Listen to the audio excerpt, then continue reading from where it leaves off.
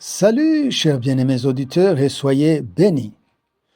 Vous suivez l'émission École de Christ du ministère École de Christ présentée par l'homme de Dieu Daniel Jérémie Dongueri. Soyez bénis et bienvenue à tous. Nous sommes à notre 14e numéro, intitulé Le socle de la victoire de Jésus sur les tentations. Première partie. Bienvenue à tous. Jésus a été tenté et il a vaincu les tentations. Nous devons savoir comment il a vaincu pour que son secret nous donne aussi la victoire sur nos propres tentations. C'est la raison d'être de cet enseignement. Il est en deux parties et je vous prierai de suivre les deux parties. Que Dieu vous bénisse. Luc 4, 1 à 13.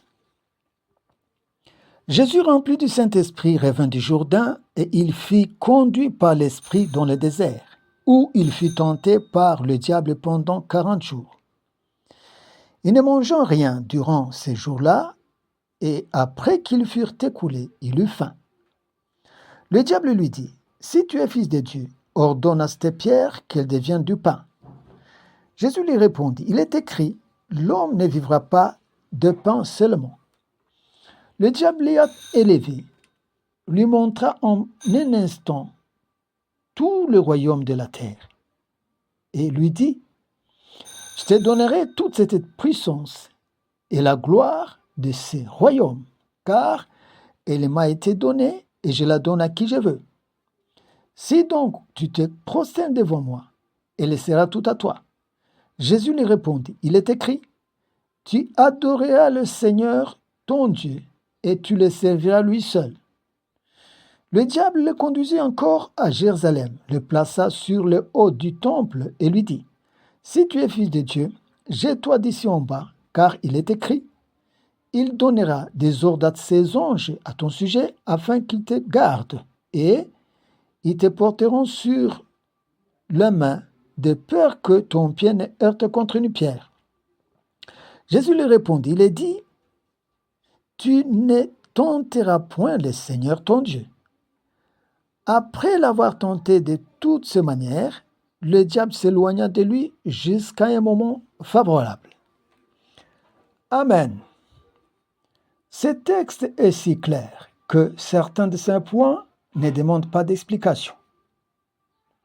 Mais revenons sur une chose. Qu'est-ce que le diable a proposé à Jésus? Premièrement, du pain, au verset 3. Dans le contexte de ces passages bibliques, le pain symbolise tout ce qui est matériel. Il symbolise les besoins corporels dans leur ensemble. Deuxième chose proposée, le pouvoir, la puissance et la gloire, au verset 6 et 7. Ceci regorge de l'honneur, de la dignité, et il symbolise non seulement ceci, mais aussi la richesse et la protection. Troisième proposition, le succès et exploit personnel, du verset 9 à 11. Ceci symbolise l'indépendance vis-à-vis de Dieu, la chair ou la vie charnelle. Bref, dans cette tentation, le diable lui a proposé les choses matérielles et corporelles, les choses périssables, et aussi la vie charnelle et païenne. Quand vous regardez très bien ces propositions du diable, c'est pas rien, c'est des choses de taille. C'est pas de la brutille, c'est des choses de grande valeur. Il a su adapter sa tentation au statut de Jésus. Maintenant, la plus importante question, comment Jésus a pu résister et vaincre? Voici sa grande force et son premier secret. Représentons-nous ce scénario. Lorsque Dieu décida d'envoyer Jésus dans ce monde, sauver les perdus, il lui dit ceci, « Tu y vas, tu revêts de la chair humaine pour vivre comme un homme. Tu souffriras pour finir ta vie à la croix, crucifié. Mais avant tes morts, tu seras humilié, opprimé, persécuté, injurié, battu Tu vivras de la pauvreté et toute forme de sévice. Tu seras déshumanisé jusqu'à la mort la plus ignoble. Par-dessus tout, tu dois t'en sortir sans péché. Hmm. Là, c'est sérieux. Nous pensons que Jésus l'a écouté attentivement et après quoi il s'est retiré seul dans un coin pour y réfléchir. Il mesura les prix et l'enjeu de cette mission. Finalement, il mit son accord et dit « J'y vais ».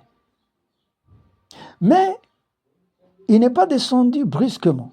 Avant de descendre, il s'est d'abord équipé mentalement, spirituellement et psychologiquement par rapport à cette mission. Il s'est dit « Ok, donc je descends pour mener une vie pauvre, d'humiliation, de persécution, je serai injurié, battu jusqu'à rendre l'âme. Je vais affronter toutes les souffrances et dans tout cela sans péché. » Il se dira enfin, alors, pour m'en sortir, je dois vivre comme si je n'ai plus de corps à nourrir, à vêtir, à protéger, à soigner. Je vivrai comme si je n'ai droit à rien. Donc, depuis le ciel, il s'est vidé de tous ses appétits matériels, appétits du confort, d'honneur et autres. Il s'est vidé des intérêts corporels. Il s'est dit, je suis prêt à toutes les souffrances, y compris la mort. Il a débarqué dans ce monde consacré et mentalement préparé. Vous savez, les plus grandes réalisations sont celles préparées d'abord dans le mental. Jésus s'est dit depuis le ciel, je ne céderai pas au diable, aux caprices de la chair, aux pressions des hommes, à la séduction des choses de ce monde, à ma propre volonté. Par contre, il a dit, je suis prêt à la faim, à la privation, à la souffrance, à la galère, au sacrifice, à l'opprobre. Formidable. Quelle décision. Quelle vocation. Pour les serviteurs de Dieu, quelle vocation. Et c'est comme cela que lors de la tentation, le diable lui dit, fais ceci. Il lui dit non. Prends ceci. Il lui dit non. Il s'en fichait de tout cela. Il était blindé depuis le ciel. Cet état d'esprit a commencé avant de débarquer dans ce monde. Ce n'est pas quelque chose qui s'est forgé lors de l'exercice de son ministère. Non. Et cet état d'esprit de consécration était sa force et le secret de ses exploits. Maintenant, apparemment, c'est par la parole qu'il a vaincu la tentation du diable. Mais en réalité, il y a eu d'abord l'état d'esprit de consécration, c'est-à-dire à accepter que sa vie soit un sacrifice. Les gens savent seulement que c'est par la parole qu'il a terrassé l'ennemi. Mais il n'y a pas que cela. Avant d'appliquer la parole, il a fallu, depuis le ciel, qu'il soit d'abord libéré des appétits matérialistes et corporels, de la gloire, du confort, accepte la souffrance avant même de la vivre. Quand le diable lui a proposé tout ce que nous avons vu, il pouvait se dire comme Ève, eh bien c'est pas mal, c'est qu'on me propose. Et au lieu d'appliquer la parole, il prend l'offre du diable. Le diable a prêché Ève, non, ça nous le savons. Et elle accepta et appliqua la parole de l'ennemi. Nous connaissons la suite. Jésus pouvait répéter cette triste expérience, pourquoi pas? La différence est que tout ce qui était attachement aux choses matérielles périssables n'était pas dans son esprit. Sa chair en avait besoin, mais il s'en était spirituellement dépouillé. Depuis le ciel d'où il est venu, il avait dit non à tout cela. Le diable est donc venu en retard alors que Jésus était déjà bétonné spirituellement. C'est un peu comme un virus qui attaque un corps vacciné. Au départ, depuis le ciel, Jésus avait renoncé au périssable et à sa chair. Ces choses n'étaient pas dans son cœur.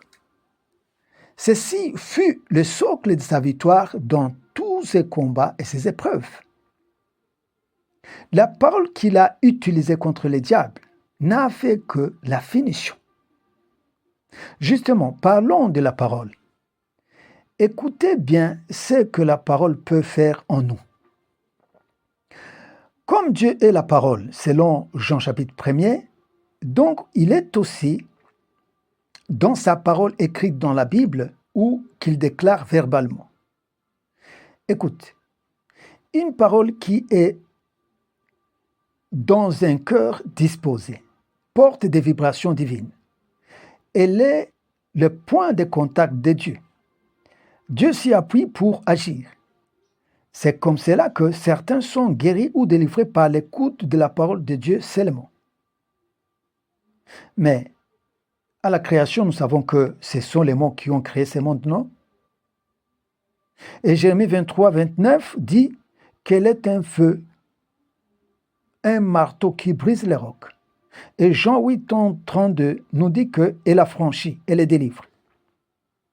Et quand nous faisons des délivrances, ou des prières de guérison, ou autres, mais ce sont les paroles que nous lâchons. Et les opérations se font. Regardez par exemple l'antipode de cela. Les imprécations ou les paroles de malédiction ou alors autres paroles négatives que les gens prononcent contre les autres. Elles ont des effets négatifs concrets. Ça, c'est du côté du diable. Maintenant, du côté de Dieu, sa parole regorge d'une puissance inouïe que nous, chrétiens, exploitons moins. Une puissance créatrice, libératrice, transformatrice. C'est comme cela que cette parole que Jésus utilisa devant le diable lui fit plier bagage. Voilà tout. Bien-aimés dans le Seigneur, permettez que je m'arrête par ici. Ne ratez surtout pas la seconde partie, parce que cette première partie, nous avons plus parlé de Jésus. Dans la seconde, nous parlerons de nous-mêmes. Comment nous pouvons vaincre les tentations. Alors, soyez bénis, soyez comblés. À la prochaine. Ne ratez pas. Et surtout, je vous souhaite la victoire dans vos tentations. Que Dieu vous bénisse. À la prochaine.